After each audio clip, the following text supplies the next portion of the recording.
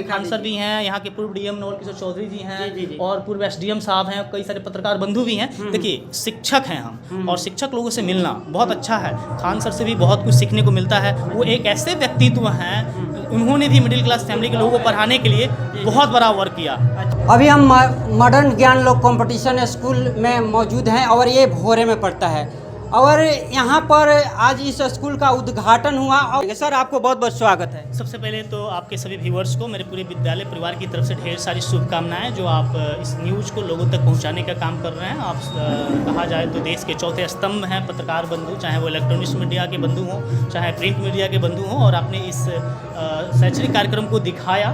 तो जो लोग भी इस वीडियो को देख रहे हैं, आपसे मैं यही कहना चाहूँगा, मेरा एक सपना है कि हर घर से बच्चे सैनिक स्कूल, राष्ट्रीय मिलिट्री स्कूल और भी विभिन्न जो प्रतिष्ठित संस्थान है वहाँ पढ़े और वहाँ से पढ़ के अच्छा काम करे, देश की सेवा करे। देश की सेवा वो डॉक्टर बन के भी कर सकते हैं, इंजीनियर बन के भी कर सकते हैं, साइंटिस्ट बन के भी कर सकते हैं, और डिफेंस को ज्वाइन करके भी कर सकते हैं। तो इस तरीके की एजुकेशन पाने के लिए एक अच्छे स्कूल की तलाश होती है। तो जैसे इन बच्चों को देख रहे हैं जो सैनिक स्कूल में पढ़ रहे हैं, CHS वाराणसी में पढ़ रहे हैं, तो ये बच्चे ऐसे ही वहाँ नहीं गए हैं। इन्होंने बहुत पसीना बहाया है, बहुत मेहनत किया है, तब जाके इनको स्कूल मिला है। उसका एक तरीका है, हम लोग उस स्कूल में जाने के लिए जो एंट्रेंस एग्जामिनेशंस होते हैं, जो प्रत्येक वर्ष कंडक्ट कराए जाते हैं, उसका एंट्रेंस एग्जाम का प्रिपरेशन कराते हैं। इन बच्चों ने भी काफ़ी हम लोगों के साथ मेहनत किया, हमारे शिक्षकों ने मेहनत किया, इन लोगों ने मेहनत किया, तब जाके इन्होंने एंट्रेंस एग्जाम निकाला और जाके देश के जो टॉप मोस्ट सैन्य स्कूल हैं वहाँ जाके पढ़ रहे हैं। और काफ़ी इनके अंदर जो इनका कम्युनिकेशन स्किल है वो भी बहुत डेवलप हुआ है, इनका मेंटल डेवलपमेंट हुआ है, और बहुत सारी चीज़, इनका बॉडी लैंग्वेज, इनके बोलने का तरीका, इनके शब्दों पे पकड़,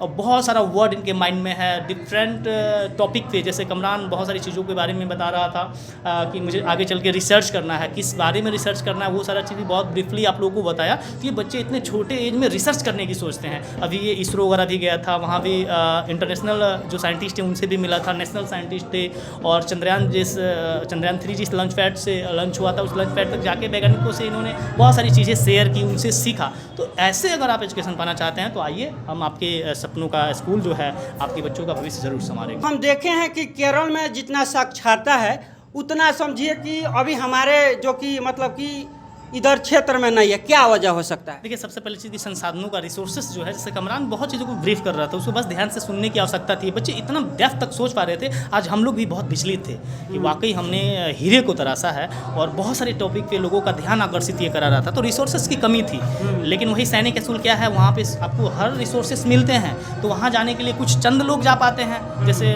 लाख बच्चे बैठते हैं एंट्रेंस एग्जाम में, 2600-2700 बच्चों का सिलेक्शन हो पाता है प्रत्येक ईयर।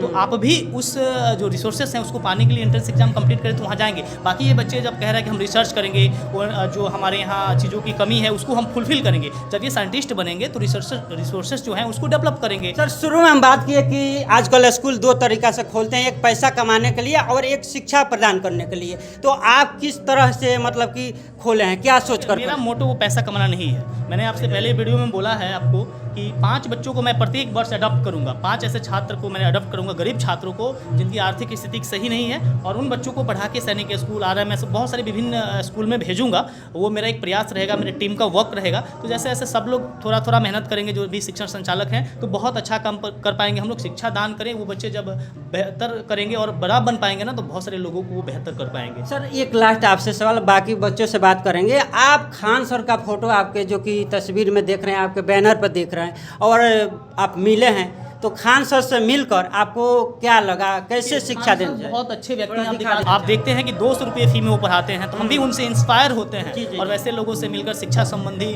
विभिन्न जो मुद्दा है उसके हमने चर्चा किया, और सर बहुत अच्छे हैं, और बहुत सारे लोगों का उनके इंस्टीट्यूशन से कल्याण हो पाया। मैं भी चाहता हूँ कि उस तरीके के एक अपने क्षेत्र में काम करूँ। क्या होने वाली जाती?